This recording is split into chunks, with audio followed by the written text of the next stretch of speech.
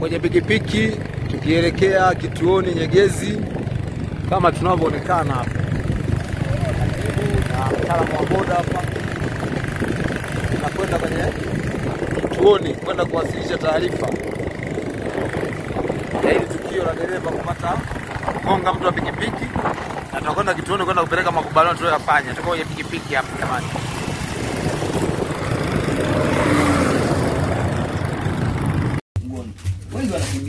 Na mgonjwa baada ya tukio akiwa na bodaboda, na hapa ni vijana tuko pamoja tunashauriana nini cha kufanya, na kama anavyoonekana mjumbe wa timu Bwana Musa Mrutu na mwenyekiti wa bodaboda hapa tuko naye kwenye hili tawi la haya maeneo huko maeneo ya Nyashishi, na mimi pia katibu niko hapa.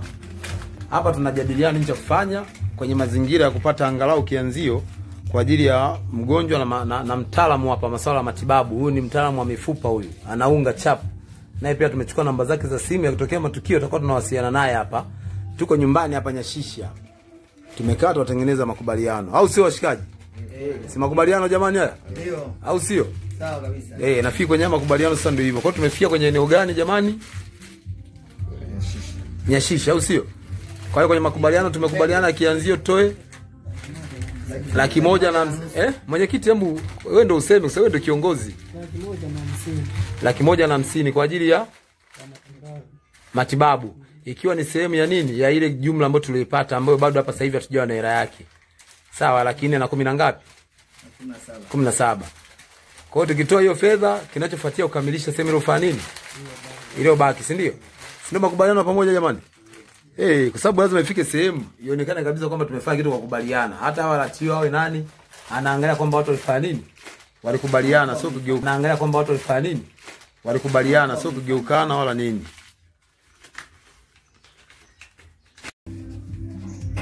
Machukua.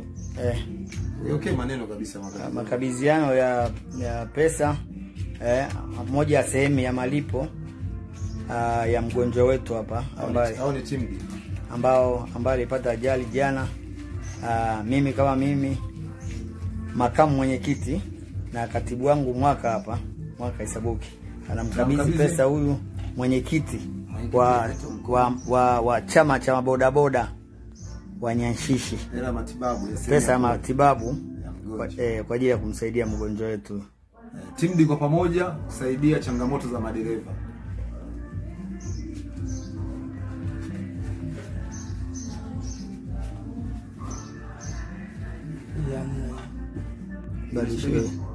Badilisha. Na mimi nishikishwe. Hata siku hiyo.